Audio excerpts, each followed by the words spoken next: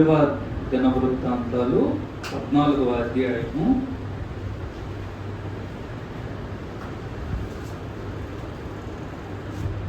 మొదటి నుంచి కొన్ని వచనాలను చూద్దాము.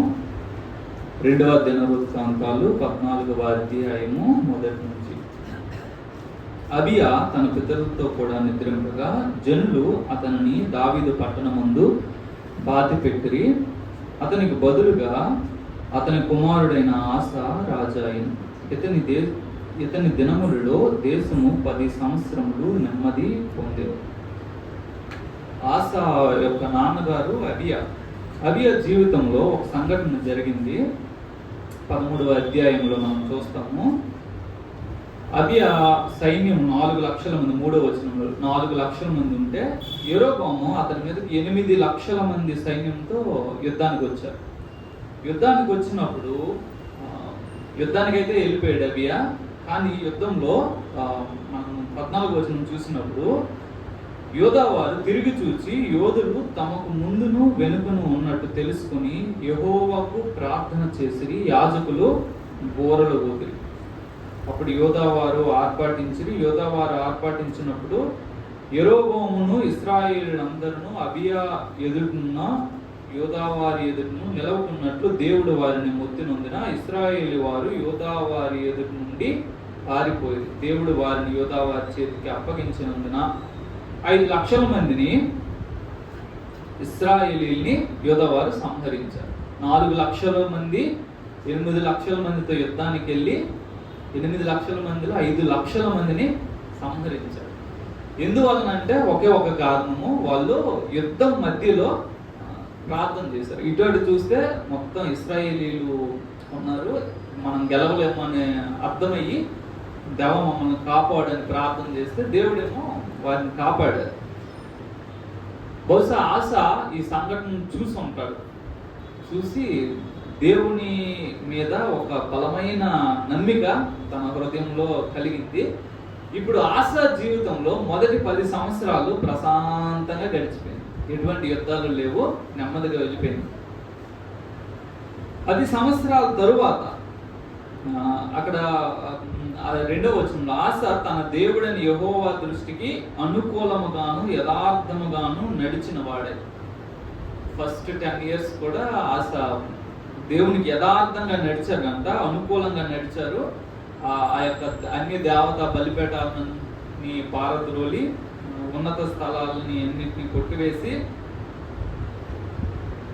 మొత్తం ధర్మశాస్త్రాన్ని దేవుణ్ణి అనుసరించడానికి యోధావారిని కూరుకొల్పాడు.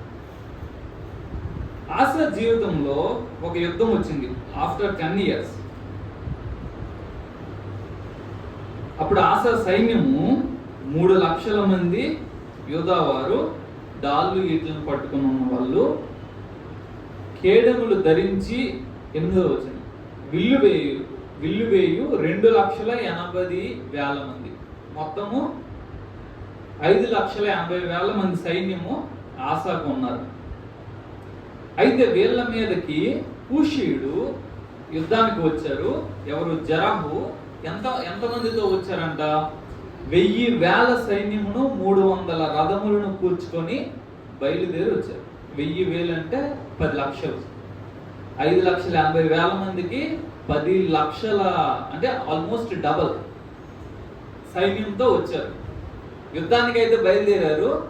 వీళ్ళది కూడా సేమ్ పొజిషన్, వాళ్ళని గెలవలేమని అర్థమైంది. వీళ్ళు యుద్ధం మధ్యలో ప్రార్థన చేశారు.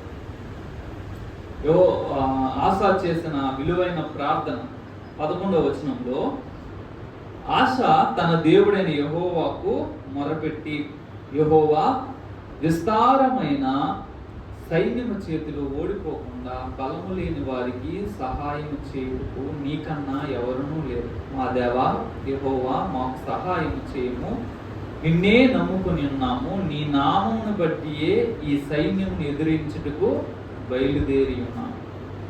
యెహోవా, నీవే మా దేవుడువు, నరమాత్రులను నీ పైన జయమొందనీయకమని ప్రార్థింపగా దేవుడు యాక్షన్లోకి దిగాడు. ఈ ప్రార్థన చాలా సమయానికి తగిన వారి యొక్క నిస్సహాయతను తెలియజేస్తూ దేవుని ఎదుట మొరపెడుతున్నారు. దేవా, నీ నామాన్ని బట్టి మాత్రమే మేము బయలుదేరాం. మా శక్తి మాకు తెలుసు, మేము వీళ్ళని గెలవలేము, కానీ నిన్ను నమ్మి మేము యుద్ధానికి వచ్చాము. దయచేసి నీ నామానికి నువ్వు అవమానం తెచ్చుకోకు అని దేవుని ఎదుట ఒక విధమైన ప్రార్థన చేశాను. నరమాత్రులు ఒకవేళ యుద్ధంలో మేము ఓడిపోతే అవమానం మాకు కాదు, నీకు. కాబట్టి నీ నామానికి నువ్వు అవమానం తెచ్చుకోకు అని చేసిన ప్రార్థనకి దేవుడు రెస్పాండ్ అయ్యి వాళ్ళందరినీ మొత్తగానే వాళ్ళందరూ నిలవలేకపోయారు. వీళ్ళు యుద్ధాన్ని గెలిచిన తరువాత 19వ వచనం 15వ అధ్యాయం 19వ వచనం చూసినట్లయితే ఆస ఏలుబడి యందు 35వ సంవత్సరం వరకు యుద్ధములు జరగలేదు. ప్రశాంతంగా ఫస్ట్ 10 years పీస్ఫుల్గా వెళ్ళింది. ఒక యుద్ధం వచ్చింది. ఆ ప్రాబ్లంలో ఆస దేవుణ్ణి ఆశ్రయించాడు. దేవుణ్ణి ఎదుట తన నిస్సహాయతను తెలియజేశాడు. ప్రభువా, నువ్వు నాకు సహాయం చేయకపోతే నా పని ఇక్కడితో అయిపోయింది, నువ్వు నాకు ఖచ్చితంగా సహాయం చేయాలి, నీకు అవమానాన్ని తెచ్చుకోకు. ఆ విచిత్రమైన ప్రార్థన చేశారు. నీ నామాన్ని బట్టి మేము బయలుదేరాము. దేవుడు సహాయం చేశారు. అగైన్ మళ్ళీ 35th year వరకు కూడా తన ఏలుబడిలో ఎటువంటి యుద్ధం లేకుండా శాంతంగా ఉంది. ఆశ ఈ మధ్యలో పట్టణాలను కట్టడం ప్రారంభించింది. తరువాత 36వ సంవత్సరంలో ఆశ ఇంకొక యుద్ధాన్ని చూశారు. ఇశ్రాయేల్ రాజు అయిన బయోషా యూదా వారి మీద దండెత్తి బయలుదేరి యూదా రాజు అయిన ఆశ యొద్దకు రాకపోకలు జరగకున్నట్లు రామాను ఒక పట్టణాన్ని కట్టిస్తున్నాడు. కట్టించినప్పుడు ఆశ ఏం చేశాడంటే సిరియా రాజు దగ్గరికి బెన్హదదునొద్దకు దూతలను పంపించి కొంత బంగారము కానుకలు సమర్పించి,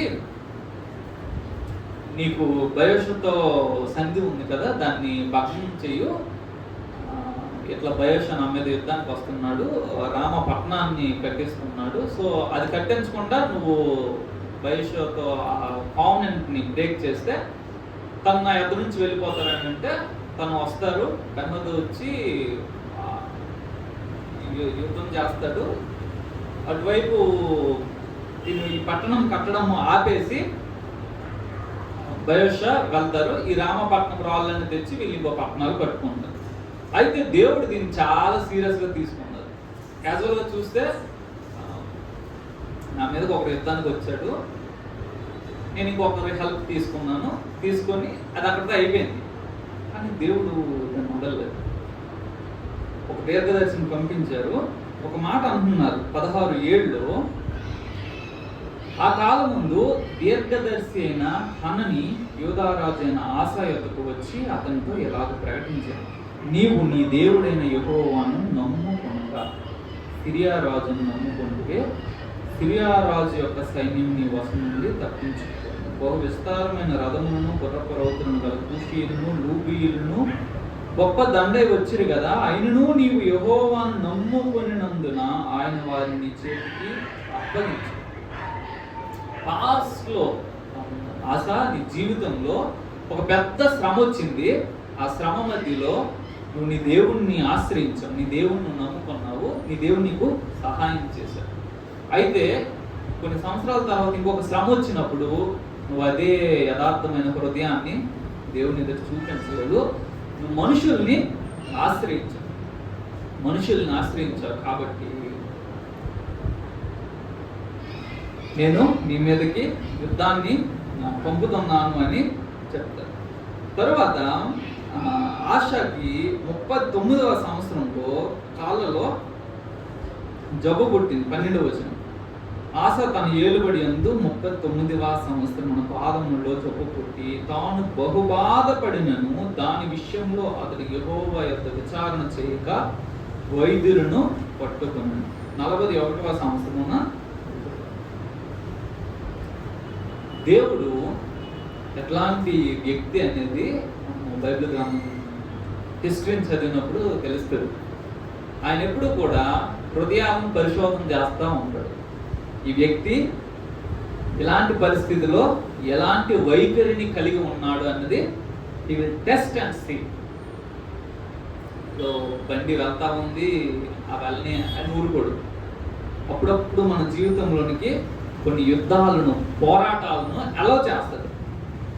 కొన్ని ఆశా జీవితంలో ప్రశాంతమైన సంవత్సరాలు ఉన్నాయి, మధ్యలో ఒక ట్రబుల్ని దేవుడు అలౌ చేశాడు. అలౌ చేసినప్పుడు ఆశా హృదయము దేవుని ఎదుటి యథార్థంగా ఉంది, దేవుడిని మాత్రమే నమ్ముకొని ఉంది. దేవా, నువ్వు సహాయం చేస్తే కానీ మాకు, లేకపోతే మా పరిస్థితి చాలా కష్టము అన్న ఆ అభిప్రాయాన్ని వ్యక్తం చేశాడు. దేవుడు సహాయం చేశాడు, కాపాడు. కొన్ని సంవత్సరాల తర్వాత ఇంకొక శ్రమను దేవుడు అనుమతించినప్పుడు ఫ్రెండ్ సహాయం తీసుకోవడం తప్పు కాదు, కానీ తన హృదయం ఏమైందంటే దేవుడిని నమ్ముకోక ధనని నమ్ముకోక దేవుడు చాలా సీరియస్గా తీసుకున్నాడు. ఆశా హృదయాన్ని దేవుడు పరిశోధన చేసినప్పుడు హౌ గాడ్ టెస్ట్స్ అంటే he allows some circumstances in our life and he will see how we are reacting. బయట మనం చేసే దానికంటే హృదయంలో ఉండే అభిప్రాయాలు, హృదయంలో మనం కలిగి ఉండే ఆలోచనలు దేవుడు చాలా వెయిట్గా కొలుస్తాడు. అప్పుడు దాకా దేవుణ్ణి ఆశ్రయించిన వ్యక్తి, దేవుణ్ణి నమ్ముకున్న వ్యక్తి, దేవుని మీద ఆధారపడిన వ్యక్తి ఇప్పుడేమో ఆల్టర్నేటివ్స్ వైపు తిరిగినప్పుడు దేవుడు తన మీదకి శిక్షను పంపించాడు. 36వ సంవత్సరంలో యుద్ధము, 39వ సంవత్సరంలో పాదములలో జబ్బు కొట్టింది. వారు వచ్చింది, ఫ్రెండ్ ఆశ్రయించారు. సరే, నేను ఇంకొక టెస్ట్ చేయబోతున్నాను, నీకు ఒక జబ్బుని అలౌ చేస్తున్నాను. Now I will see what you will do. ఈసారి వైద్యుల్ని పట్టుకో.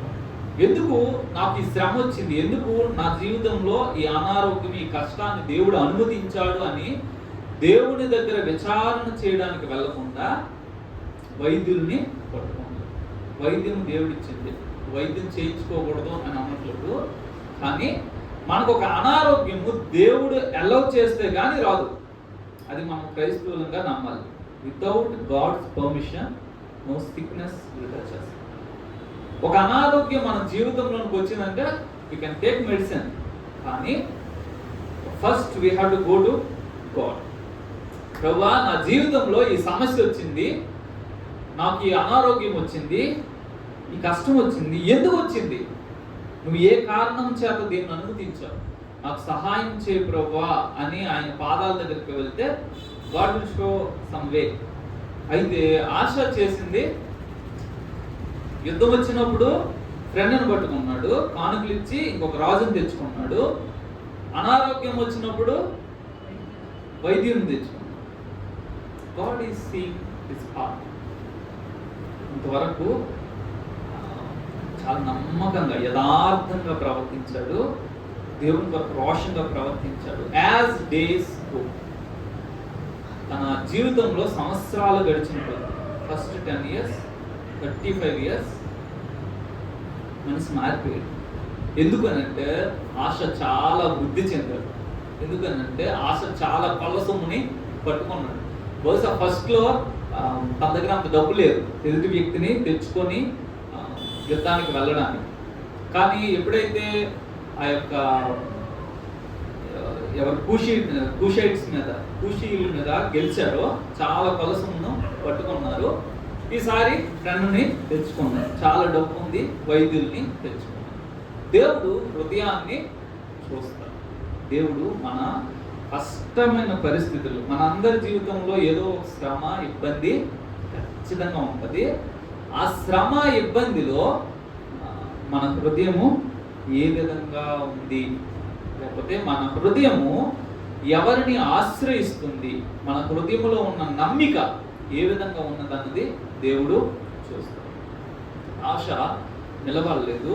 తన ఎండ్ ఆఫ్ ది ఇయర్స్లో తను నాశనం అయిపోయాడు. చాలా 41 years ఈ రూల్, చాలా ఎక్కువ కాలము, more than David, Solomon and Saul ఎక్కువ కాలం రూల్ చేశాడు. కానీ లాస్ట్ మూమెంట్లో దేవుడి ఎదుటి తన హృదయం యథార్థంగా లేదు. మనకు ఒక గొప్ప లెసన్ ఏంటంటే, మనమందరము ప్రభువుతో మన యొక్క నడకను, విశ్వాస యాత్రను ప్రారంభించాం. మన జీవితంలో అనేక ఒడిదుడుకులు మనము చూసుకుంటూ వచ్చాం. కానీ ఇంకొన్న దెర్ ఈస్ షార్ట్ రేస్. చాలా కాలము మన జీవితంలో 20 సంవత్సరాలు 30 సంవత్సరాలు పోరాటాలను చూసుకొని వచ్చాము. న్యాయంగా లేకపోతే దేవునికి నమ్మకంగా దేవుని ఆశ్రయించి నిలబడ్డాం, విశ్వాసాన్ని వదిలేయలేదు. కానీ ఉన్న ఈ కొంచెం కాలం, we don't know how long, ఉన్న ఈ కొంచెం కాలము మనము దేవుని పట్ల అదే యథార్థతను, అదే నమ్మకాన్ని, అదే ఆశ్రయించే గుణాన్ని వ్యక్తపరచకపోతే ఆశకు పట్టిన గతి మనకి గొప్ప గొప్ప దైవజనులు ఎండ్ ఆఫ్ ది ఇయర్స్లో నాకు షాకింగ్ థింగ్ ఏంటంటే, బిల్లీ గ్రహాం గారితో పాటు ఇంకొక ఆయన సేవ చేశారు ఇనిషియల్ డేస్. ఆయన పేరు మర్చిపోయాను. ఆయన 10 years బిల్లీ గ్రహాం గారితో పాటు పనిచేశాడు. పనిచేసి చాలా ఉద్యమం, చాలా ఆత్మను సంపాదించాడు, చాలా మినిస్ట్రీ చేశాడు. ఆయన చార్లెస్ ఏదో వస్తుంది. 10 years, ఆఫ్టర్ 10 years తర్వాత దేవుని మీద ఎందుకో నమ్మకం పోయి 90 years బ్రతికినట్టున్నారు ఆయన. 40s లో 50 తర్వాత దేవుని మీద విశ్వాసాన్ని కోల్పోయి 90 years వరకు బ్రతికారు. ఆయన్ని చివరిలో ఎవరో ఇంటర్వ్యూ చేశారు, కొన్ని రోజుల ముందు చనిపోతారనే ముందు ఇంటర్వ్యూ చేస్తే, మీరు ఏంటి మీ పరిస్థితి అని అంటే ఆయన అడిగితే ఆయన చెప్పింది అంటే, I made A costly mistake in my life. నేను దేవుని వదిలేయను, కాస్ట్లీ మిస్టేక్, కాన్ కరెక్ట్ అనేసి ఏదో చాలా బాధపడు, చివరికి కూడా దేవుడి దగ్గరికి రాలేదు. అంటే దేవుడు ఉన్నాడు అనే విషయాన్ని తను ఎందుకో మరి రిజెక్ట్ చేశాడు. చాలా అద్భుతాలు చేశాడు స్టిల్. సో విశ్వాసులంగా మనము కాపాడుకోవాల్సిన, లేదంటే మనం దృష్టి పెట్టాల్సిన విషయం ఏంటంటే, మొదట్లో ఉన్న దేవుని పట్ల ఉన్న నమ్మకము, దేవుని ఆశ్రయించడము, చివరి దినం వరకు. మన జీవితంలో దేవుడు కష్టాలను అనుమతిస్తూ ఉంటాడు, టెస్ట్ చేస్తూ ఉంటాడు. ఇశ్రాయేలీలు మన్నా కురుస్తుంది, పైన మేఘం ఉంది, కానీ వాళ్ళ జీవితంలో నీళ్లు వెంటనే దొరకలేదు. ఒక సందర్భంలో నీళ్లు లేవు, నీళ్ళు ఎక్కడి నుండి వస్తాయి అని సరిగా దేవుడేమో నీళ్ళు ఇచ్చారు. ఒక సందర్భంలో వాళ్ళకి మాంసం ఎక్కడి నుండి వస్తుంది అని. సో దేవుడు చూస్తూ ఉన్నాడు ఈ కష్టమైన పరిస్థితిలో హౌ యువర్ హార్ట్ ఈస్. అందుకని మనందరి జీవితాల్లో ఏదో ఒక శ్రమ ఉంది. నా జీవితంలో శ్రమ లేదు, నేను హ్యాపీగా బ్రతుకుతున్నాను చెప్పగలిగే వాళ్ళని ఎవరూ లేదు. ఒకరికి ఒక విధమైనది, ఒకరికి ఇంకొక విధమైనది. Some kind of trouble in our life. ఈ పరిస్థితుల్లో మనము దేవుణ్ణి ఆశ్రయించడం, దేవుని యొక్క నిరీక్షణ కలిగి ఉండడము చాలా చాలా ప్రాముఖ్యం. 17వ అధ్యాయము యిర్మీయా గ్రంథంలో ఈ మాట చెప్పబడుతూ ఉంది. ఆశ ఈ లేఖనాన్ని బట్టి చూస్తే దేవుడు ఎంతగా ఆయన అసహించుకున్నారన్నది మనకి అర్థమవుతుంది. 17 యిర్మీయా గ్రంథము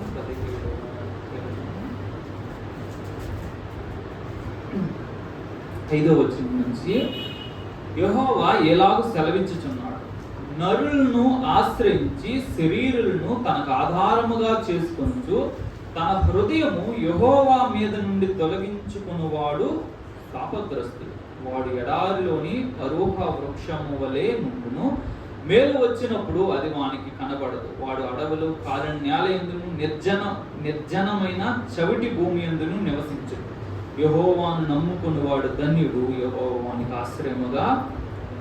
నరులను ఆశ్రయించి శరీరులను తనకు ఆధారముగా చేసుకుని హృదయము యెహోవా మీద నుండి తొలగించుకునివాడు శాపగ్రస్తుడు.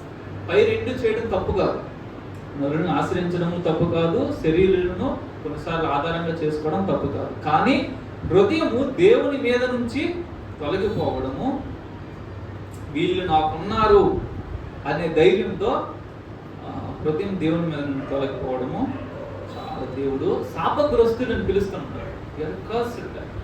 నువ్వు శాపగ్రస్తుడిగా. కాబట్టి ఏంటంటే మన జీవితంలో మనకి మంది మార్పలము, ధనము అధికారము అన్నీ ఉండొచ్చు, అన్నీ కలిగి ఉండొచ్చు. సమయం వచ్చినప్పుడు వీటిని మనం ఉపయోగించుకోవచ్చు.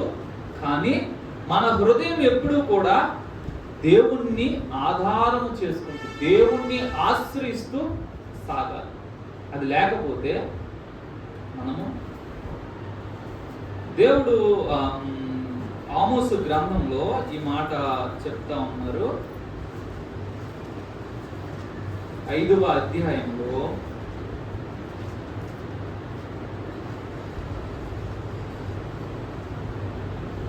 ఆమోసు గ్రంథము 5వ అధ్యాయము 4వ వచనం. ఇశ్రాయేలీయులతో యెహోవా సెలవిచ్చినదేమనగా, నన్ను ఆశ్రయించుడి, నన్ను ఆశ్రయించిన ఎడల మీరు బ్రతికెదు. నన్ను ఆశ్రయించు. ఎలాంటి శ్రమ వచ్చినా సరే నన్ను ఆశ్రయించు. మనము మానవులుగా చేసేది ఏంటంటే, హ్యూమన్ ఎఫర్ట్స్ అన్నింటినీ ట్రై చేసి అన్నీ అయిపోయినప్పుడు దేవుని దగ్గరికి వెళ్తాం, దేవుణ్ణి ఆశ్రయిస్తాం. ఇప్పుడు క్యాన్సర్ ఫస్ట్ స్టేజ్ అంటే వైద్యులను ఆశ్రయిస్తాం, second stage, fourth stage, fifth stage ఇంకా నో హోప్స్ అన్నారంటే అప్పుడు దేవుని దగ్గరికి వచ్చి ప్రభు నువ్వే కాపాడాలి. దేవుడు ఆశించేది ఏంటంటే, నీకు అసలు ప్రాబ్లం రాగానే నా దగ్గరికి వచ్చే. కోడి ఆ యొక్క పిల్లలు భలే గమ్మత్తుగా ఉంటుంది. కాకి ఎక్కడో ఎగురుతుంది, గద్ద ఎక్కడో ఎగురుతుంది అంటే అది అరుపులు రాగానే వచ్చి ఆ చెంకలు దూరిపోతాయి, రెక్కల కింద దూరిపోతాయి, గొప్ప దూరిపోతాయి. ఎంత వేగంగా తల్లి కూడా 2 రెక్కలు ఇట్లా చాపుకొని రెడీగా ఉంటుంది, కంప వచ్చి. దేవుడు అలా అంటున్నాడు, నీకు ఏ శ్రమ వచ్చినా సరే నువ్వు వచ్చి. అయితే మనం చాలాసార్లు చేసేది ఏంటంటే, ఆ రెక్కల క్రిందకి వెళ్ళకుండా మనమే ఫైట్ చేస్తా ఉంటాం మన సమస్యలు. రెక్కల క్రిందకి వెళ్ళినప్పుడు అర్థం ఏంటంటే, నేను ఫైట్ చేయను, మా అమ్మ చూసుకుంటారు, మా నాన్న చూసుకుంటారు. కోడి ఆ పిల్లలు రెక్కల క్రిందకి వెళ్ళిపోయినప్పుడు దే విల్ నాట్ ఫియర్. అయిపోయింది అక్కడతో రావడం వరకు ఎంత స్పీడ్గా పరిగెడతాయంటే తల్లి కూడా అంత స్పీడ్గా పరిగెడతాయి. నేను రక్షణ పొందిన కొత్తలో నాకు దేవుడు టీచ్ చేసిన లెసన్ ఇది ఏంటంటే, ఎవరో కోడి పిల్లలు మా షెడ్ దగ్గర మేస్తా ఉన్నాయి. నేను అక్కడ ఆవును కట్టడానికి నిలబడి ఉండి కడతా ఉన్నాను. కోడి ఇక్కడ మేస్తా ఉంది, పిల్లలు ఎక్కడ ఉన్నాయి. కాకి ఇలా వచ్చి ఒక కోడి పిల్లలు తీసుకుని వెళ్ళింది. ఈ పెద్ద కోడి పరిగెడతా ఉంది దాని వెనకాల. ఎంత స్పీడ్గా పరిగెట్టినా సరే అది పట్టుకుని వెళ్ళిపోయింది. దేవుడు నాకు నేర్పించిన కోడి అక్కడ ఉంది, పిల్లలు వెనక దగ్గర ఒక్కటే కొంచెం గడంగా ఉంది. దేవుడు ఏం చెప్పాడు, నువ్వు నాకు కొంచెం దూరం అయితే చాలు, సాతాను పట్టుకెళ్ళిపోతాం. ఇప్పటి నుంచి గుర్తాం, దేవునికి మనం ఏమైనా దూరం ఏమంటే సాతాను ఈజీగా మనల్ని పట్టుకునేది. దేవుడు ఎప్పుడు తన రెక్కల్ని చాపి ఉంచాడు. ఎటువంటి కష్ట పరిస్థితులైనా సరే ఆ రెక్కలను ఆశ్రయించాడు. ఆ రెక్కల క్రిందకు వెళ్ళి ఆశ్రయం పొందడము మనం నేర్చుకోవాలి. దేవుడు చూస్తూ ఉంటాడు. ఆ పిల్లడు 10 సంవత్సరాలు నాతో నడిచాడు కదా, ఇప్పుడు ఒక శ్రమ వచ్చిందనుకో, ఇది అసలు 10 సంవత్సరాల గ్రోత్ ఎట్లా తెలుస్తుంది? నాతో నడిచాడు, ఇది విశ్వాసం ఎట్లా తెలుస్తుంది? ఒక శ్రమనిద్దాం, ఒక శ్రమను అనుమతిద్దాం. అనుమతించినప్పుడు వీడు నన్ను ఆశ్రయిస్తాడా, వీడు నా మీద విశ్వాసంతో నిలబడతాడా, హోప్ వదిలేసి దేవుడు లేడు, ఏం లేదు, దేవుడికి ఎట్లా ఎందుకు జరుగుద్ది అని పక్కన పడేస్తారు. చూద్దాం, టెస్ట్ ఆఫ్ ఫెయిత్ దేవుడు చూస్తాం. అందుకని షార్ట్ లైఫ్, చిన్న జీవితం కాబట్టి ఆల్రెడీ మనం చాలా దూరం వచ్చేస్తాం, ఇంకొంచెం లైఫ్ ఉంది కాబట్టి ఎన్ని శ్రమలు వచ్చినా సరే స్టాండ్ ఫర్ మై గాడ్. ఆయన చేస్తాడో చేయడు, కాపాడుతాడో కాపాడు, కానీ నేను ఆయన ఆశ్రయిస్తాను. ఇప్పుడు క్యాన్సర్ 5th స్టేజ్ అన్నారు, నాకు తెలీదు, ఎదుగుతానో చేస్తానో నాకు తెలియదు, కానీ నా దేవుడిని నమ్ముకుంటాను, నా దేవుడిని నేను ఆశ్రయిస్తాను. ఆయన ఇష్టం, ఆయన ఏం చేస్తే చేసుకోండి. ఈ శ్రమలు మానవులు ఎవ్వరూ సాల్వ్ చేయలేరు ఈ సమస్య అని అన్నప్పుడు మనం దేవుణ్ణి ఆశ్రయిస్తాము. అది మనుషుల వలన అవుతాయన్నప్పుడు కూడా దేవుణ్ణి ఆశ్రయించడం నేర్చుకోవాలి. దేవుడు గాడ్ ఈజ్ రియల్, చాలా వాస్తవికమైన వ్యక్తి. మనం పీల్చే గాలి ఎంత వాస్తవమో, తాగే నీరు ఎంత వాస్తవమో, దేవుడు ఆకాశానికి భూమికి సృష్టికర్త అయిన దేవుడు అంతే వాస్తవమైన వ్యక్తి. కనుక మన శ్రమలో, మన కష్టములో, మన ఇబ్బందిలో మనం ఆయనను ఆశ్రయించడము నేర్చుకోవాలి. దేవుడు సహాయం చేస్తాడంటే ఖచ్చితంగా సహాయం చేస్తాడు. ఎట్లా చెప్తున్నాను అంటే, వన్ బేస్ రిఫరెన్స్ ఏంటంటే, ఆయన నా కొరకు ప్రాణమే పెట్టాడు. నేను ఈ డైలాగ్ చాలా మందితో చెప్తాను. ప్రాణమే పెట్టిన దేవుడు నాకు ఎందుకు సహాయం చేయడు? ప్రాణమే పెట్టిన దేవుడు నన్ను ఎందుకు పోషించడు? ప్రాణమే పెట్టిన దేవుడు నన్ను ఎందుకు స్వస్థపరచడు? ప్రాణమే పెట్టిన దేవుడు ఈ సమస్యను ఎందుకు పరిష్కరించడు? ఖచ్చితంగా ఆయన ఆశ్రయిస్తే ఆయన సహాయం చేస్తాడు. ఆయన మీద నిరీక్షణ లేకపోతే, నమ్మకం లేకపోతే, ఆయన చేస్తాడనే విశ్వాసం లేకపోతే ఆయన ఏమి చేయడు. దేవుడికి అన్ని సాధ్యము, నమ్మువానికి సమస్తము. దేవుడికి అన్ని సాధ్యం, నమ్మేవాడికి కూడా అన్ని సాధ్యం. మన సమస్యలన్నింటినీ తీసుకెళ్లి దేవుని దగ్గరికి పెట్టి దేవుడిని నమ్ముకున్నాం కదా, నువ్వు నాకు సహాయం చేయి. నా జీవితంలో ఎన్నోసార్లు నువ్వు నాకు సహాయం చేసి, ఇక్కడతో అయిపోద్దేమో, ముగింపు, ఫుల్ స్టాప్ అనుకున్నప్పుడు నువ్వు నాకు సహాయం చేసావు. ఇంకా నాకు ఫ్యూచర్ లేదు అనుకున్నప్పుడు నువ్వు నాకు సహాయం చేశావు. కాబట్టి ఇప్పుడు కూడా నువ్వు నాకు సహాయం చేస్తావు. ఇప్పుడే కాదు, ఎప్పుడు దేవుడు సహాయం చేస్తాడు. ఒకటే, మనం మారిపోతూ ఉంటాం. God will never change.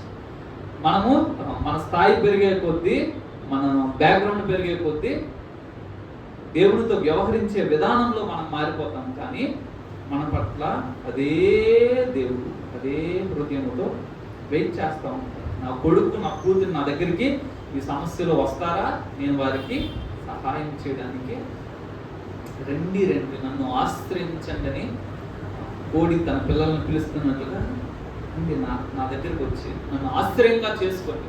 రోగాల, కష్టాల, వ్యాధుల, బాధల, నిందల, అవమానాల, దేనికైనా సరే టేక్ రెఫ్యూజ్. నాలో నువ్వు ఆశ్రయాన్ని తీసుకుని నేను చూసుకుంటాను. కత్తితో తల్లి పోరాడు, పిల్లలేమీ పోరాడు, సాతాను దేవుడు పోరాడు. మనం చేయాల్సిందల్లా దేవుణ్ణి ఆశ్రయించాలి. So let us thank God for all the troubles in our life. మన జీవితంలో దేవుడు అనుమతించిన సమస్యలన్నిటి వరకు వందనాలు చెప్పి, ప్రభువా ఈ సమస్య నువ్వు అనుమతిస్తే వచ్చింది కాబట్టి ఈ సమస్యలో నేను నిన్ను ఆశ్రయిస్తున్నాను. Taking refuge in you. కాబట్టి ఐ హావ్ నో వర్డ్స్. నీ చింత యావత్తు ఆయన మీద వేయండి. కాబట్టి మన చింత అంతా దేవుడి మీద వేసి, నాకు సంబంధం లేదంటాం కదా, అట్లా చెప్పాలి. మన సమస్యలు నాకు సంబంధం, నా దేవుడు నన్ను చూసుకుంటాడు, నా దేవుడు నన్ను సిగ్గుపరచు. యెహోవాను నమ్ముకునే వారినైనా సిగ్గుపరచు. ఈ తలను ఎత్తే దేవుడు కానీ నిన్ను తలదించుకొని సమాజంలో అవమానకరంగా నువ్వు ఉండేటట్లు చేసే దేవుడు కానే కాదు. అలాంటి దేవుడు నిన్ను పిలుస్తూ ఉన్నాడు, నన్ను ఆశ్రయించు, నీ శ్రమలో నేను నీకు సహాయం చేస్తాను. ఆ దేవుని దగ్గరికి మనము నిశ్చలమైన హృదయంతో, దేవుడు ఖచ్చితంగా నాకు సహాయం చేస్తాడు, ఆయన నన్ను సిగ్గుపరచడాన్ని నమ్మికతో మనము వెళ్దాము. దేవుడు మనకు సహాయం చేస్తాడు. దేవుడి వాక్య భాగమును మన వినికిలో ఆశీర్వదించును గాక. ఒక నిమిషం ప్రార్థన చేసుకుందాం. జీవము కలిగిన పరిశుద్ధ ప్రభువా, మీకు స్తోత్రాలు చెల్లిస్తున్నాము తండ్రి. ఎల్లప్పుడూ మార్పు లేని దేవునిగా మీరు మా అందరి కొరకు రెక్కలు చాటు నిలబడి ఉన్నారు నాయన. మా శ్రమలన్నిటిలో మేము మిమ్మల్ని ఆశ్రయించాలని ప్రభువా, మిమ్మల్ని ఆధారంగా చేసుకోవాలని, మిమ్మల్ని నమ్మాలని, మిమ్మల్ని నమ్ముకొని బ్రతకాలని మీరు ఆశిస్తూ ఉండగా ప్రభువా, మాకు సహాయం దయచేయండి. మా సమస్యలను చూసి కృంగిపోకుండా, వేదన చెందకుండా, దిగులు చెందకుండా, చింతించకుండా ప్రభువా, మా సమస్యలన్నిటిలో, మా శ్రమ అంతటిలో నిన్ను ఆశ్రయంగా చేసుకుని నీ యందు నమ్మిక ఉంచడానికి మాకు కృప చూపించమని ప్రార్థన చేస్తున్నాం. శత్రువు తెచ్చే ప్రతి బలహీనతను నజరేయుడైన యేసు నామములో మేము రిజెక్ట్ చేస్తున్నాం ప్రభువా. శత్రువు తీసుకొచ్చే కృంగుదలందరినీ యేసు నామములో రిజెక్ట్ చేస్తున్నాం ప్రభువా. మీ పిల్లలంగా మిమ్మల్ని ఆశ్రయిస్తున్నాం. మా దేవుడు మమ్మల్ని సిగ్గుపరచడని, మా దేవుడు తన నామానికి అవమానం తెచ్చుకొనడని మీకు వందనాలు చెల్లిస్తున్నాం. దేవా మీ కృపకు మమ్మల్ని మేము అప్పగించుకుంటున్నాం. గొప్ప కార్యాలు మా జీవితంలో చేయండి. మా శత్రువులు ఎదుట మా తలలను మీరు ఎత్తండి ప్రభువా. మీకు వందనాలు, కృతజ్ఞతాస్తుతులు చెల్లిస్తున్నాం. మీ నామాన్ని మీరు మహిమపరచండి. నిన్ను ఆశ్రయించిన బిడ్డలు సిగ్గునందకుండానట్లు దేవా వారి జీవితంలో ప్రతి అక్కరతను నాయన మీరు తీర్చమని ప్రార్థన చేస్తున్నాం. వారి ప్రతి సమస్యను దేవా మీరు తీర్చమని ప్రార్థన చేస్తున్నాం. మీరు కృప చూపించండి. మీ వాక్యము మా అందరి హృదయాలు ముద్రించండి. యేసు నామమున ప్రార్థన చేస్తున్నాము తండ్రి. ఆమేన్.